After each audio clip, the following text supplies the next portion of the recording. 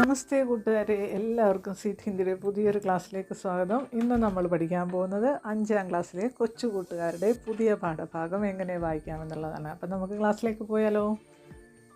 ഫസ്റ്റിലെ തന്നെ നോക്കാം. നമ്മുടെ ഫസ്റ്റ് പേജിൽ ഇങ്ങനെ ഉണ്ടാവും, കണ്ടോ? 3 വാക്കുകൾ അവിടെ എഴുതിയിട്ടുണ്ട്. അതിൽ ആദ്യത്തെ വാക്ക് നമുക്ക് വായിച്ച് നോക്കിയാലോ? കൂട്ടുകാർ റെഡിയാണല്ലോ?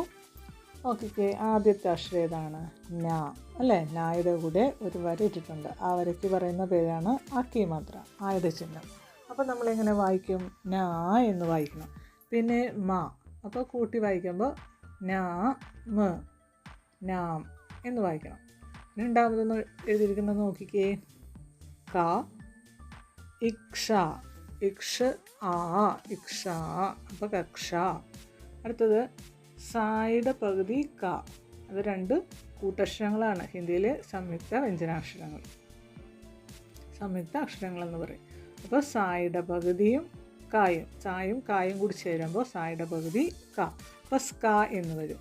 പിന്നെ ആ താഴെ കാണുന്ന ചിഹ്നം കണ്ടോ, അത് ഊവിൻ്റെ മാത്രയാണ്, ഊവിൻ്റെ ചിഹ്നമാണ്. അപ്പോൾ സ്കൂ ല്, ലായ്ക്ക് ല് എന്ന് വായിക്കാം. അപ്പോൾ സ്കൂൾ. അപ്പോൾ ഒന്നുകൂടി വായിക്കാം, നാം കക്ഷ സ്കൂൾ. വായിച്ച് നോക്കണം കേട്ടോ കൂട്ടുകാരെ. ഇനി അടുത്ത് നോക്കിയേ, ഇക്കായി, ഈ കാ ഇ, ഇക്കായി ഏക്. അത് കഴിഞ്ഞ് നമ്മുടെ ചാപ്റ്ററിൻ്റെ പേര് അവിടെ എഴുതിയിട്ടുണ്ട്. ഒന്ന് വായിക്കാമല്ലോ നമുക്ക്. ഫസ്റ്റ് അക്ഷരം ദായാണ്. ദ എഴുതിയിട്ട് അതിൻ്റെ അടിയിലൊരു ചിഹ്നം കണ്ടോ, അത് ഊവിൻ്റെ മാത്രമാണ്. അപ്പോൾ ദു എന്ന് വായിക്കണം. ദു ലാ, ലായുടെ കൂടെ ആയുടെ ചിഹ്നം വന്നു. അപ്പോൾ ലാ രേ, രായുടെ മേളിൽ ഒരു വര അല്ലേ? ഒരക്ഷരം എഴുതിയിട്ട് അതിൻ്റെ മുകളിൽ ഒരു വര വന്നാൽ അതിനെ എ എന്ന് വായിക്കണം. അപ്പോൾ ഇതേത് വാക്കായി? ദു ലാ രേ. കൂട്ടി വായിക്കുമ്പോൾ ദുലാരേ. അടുത്ത് നോക്കിയേ, പ ഇൽ, പല്, പല്, പായും ലായുമാണ്. അപ്പോൾ പല് എന്ന് വായിക്കണം. അപ്പോൾ ദുലാരേ പൽ. അടുത്ത പേജിലേക്ക് പോയാലോ? നമ്മുടെ കവിതയാണല്ലേ അവിടെ കൊടുത്തിരിക്കുന്നത്. അപ്പോൾ കവിത എന്ന് വായിക്കണ്ടേ? അപ്പോൾ അതിൻ്റെ ആദ്യത്തെ ശീർഷകം ഒന്ന് നോക്കിക്കേ. എന്താ പേര് കൊടുത്തിരിക്കുന്ന കവിതയുടെ പേര്? ധ.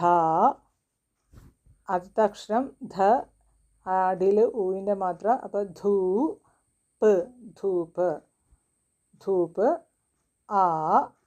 ആയുടെ കൂടെ ആയുടെ മാത്രം കൂടെ ഉണ്ടല്ലേ. അപ്പോൾ ആ ഗ ഈ, ബഡായി ആണത് അല്ലേ? ഈയിലെ ഈ ആണത്. അപ്പം ഗ ഈ, ഗയി. ഒന്നുകൂടി വായിക്കാം, ധൂപ് ആ ഗയി, ധൂപ് ആ ഗയി. ഇനി അത് എഴുതിയ ആളുടെ പേര് അവിടെ കൊടുത്തിട്ടുണ്ട്, നമുക്ക് വായിച്ചാലോ? പായുടെ അടിയിൽ വെട്ട് വന്നാൽ പ്ര, പ്ര യാ, യായുടെ കൂടെ ആയുടെ ചിഹ്നം. അപ്പോൾ യാ ഗ, പ്രയാഗ്. ശുക്ല്, ഷ, ഊക്കി മാത്ര അല്ലേ? ഊവിൻ്റെ ചിഹ്നം. കായുടെ പകുതി ല, നമ്മൾ കുറച്ച് മുമ്പ് പറഞ്ഞ പോലെ സംയുക്ത അക്ഷരമാണത്. 2 അക്ഷരങ്ങൾ കൂടിച്ചേർന്ന അക്ഷരം. അപ്പോൾ ഏതൊക്കെയാണത്? കായും ലായും കൂടി ചേർന്ന് ക്ല. അപ്പോൾ ശുക്ല്. അപ്പോൾ ഒന്നുകൂടി വായിക്കാം, പ്രയാഗ് ശുക്ല്. ഓക്കെ, ഇനി നമുക്ക് കവിതയിലേക്ക് പോകാം. ധൂപ്പ്, നമ്മൾ നേരത്തെ വായിച്ചു ആ വാക്കല്ലേ? ധൂപ്പ്, ധൂപ്പ്. ആ ഗ ഈ, ആ ഗയി.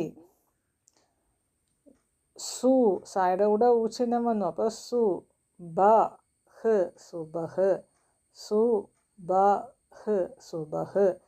കി, കാ എഴുതി റൈറ്റിൽ വള്ളി വന്നപ്പോൾ കീ, സുബഹ് കി. ക ലി യാം, യാ എഴുതിയിട്ട് മേളിൽ ചന്ദ്രബിന്ദു. അപ്പോൾ യാം എന്ന് വായിക്കണം. അപ്പോൾ ക ലി യാം, കലിയാം. വീണ്ടും സംയുക്ത അക്ഷരം വരുന്ന വാക്കാണ് വന്നിരിക്കുന്നത്. നോക്കിക്കേ, പായുടെ പകുതി യാ, പായും യായും കൂടി ചേരുമ്പോൾ പ്യാ. ആ ചിഹ്നം വന്നപ്പോൾ പ്യാ രീ, പ്യാരി, പ്യാരി. മ ഹ കീം, കാ എഴുതി ഒരു കുത്ത്, ഈയുടെ ചിഹ്നം ഇട്ടിട്ട് കുത്തിട്ടിട്ടുണ്ട്. അപ്പോൾ എങ്ങനെ വായിക്കാം? മഹ്കീം, മഹ്കീം. വീണ്ടും കലിയാം.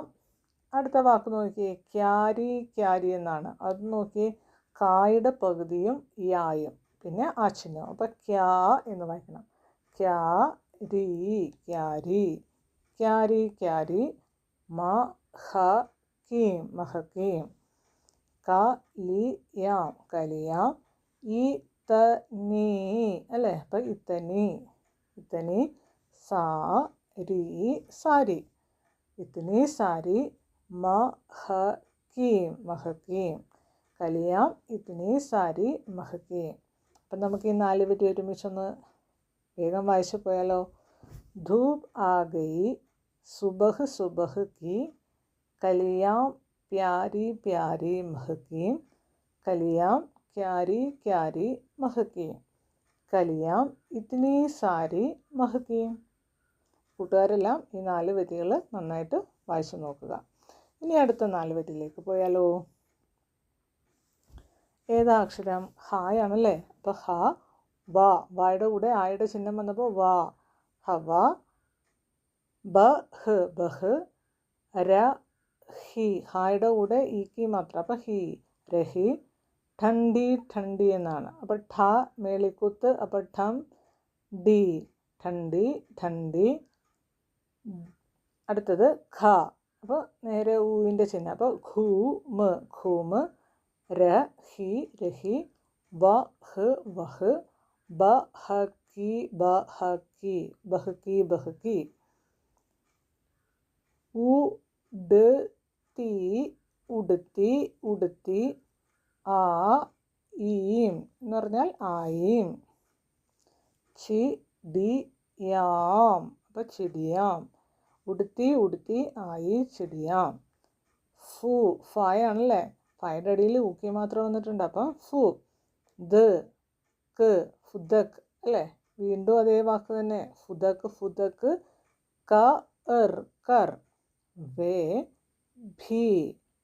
ഭയുടെ റൈറ്റിൽ വള്ളി വന്നപ്പോൾ ഭീ ഭീ. ചഹക്കീം. കീയുടെ മാത്രം കഴിഞ്ഞിട്ടൊരു കുത്തിട്ടിട്ടുണ്ട് അവിടെ, അപ്പോൾ കീം എന്ന് വായിക്കണം. ചഹക്കീം. അപ്പം നമുക്ക് ഒന്നുകൂടി വായിക്കാം. ഹവ ബഹ് രഹി ഠണ്ഡി ഠണ്ഡി. ഘൂമ് രഹി വഹ് ബഹ്ക്കി ബഹ്ക്കി. ഉടുത്തി ഉടുത്തി ആയീം ചിടിയാം. ഫുദക് ഫുദക് കർ വേബി ചഹക്കീം. എങ്ങനെയുണ്ട് കവിത? അപ്പം ഇതേപോലെ എല്ലാവരും കേട്ട് വായിച്ചു നോക്കുക കേട്ടോ. അപ്പോൾ ധന്യവാദ്. ചാനൽ എല്ലാവരും ഒന്ന് സബ്സ്ക്രൈബ് ചെയ്തേക്കണം കേട്ടോ.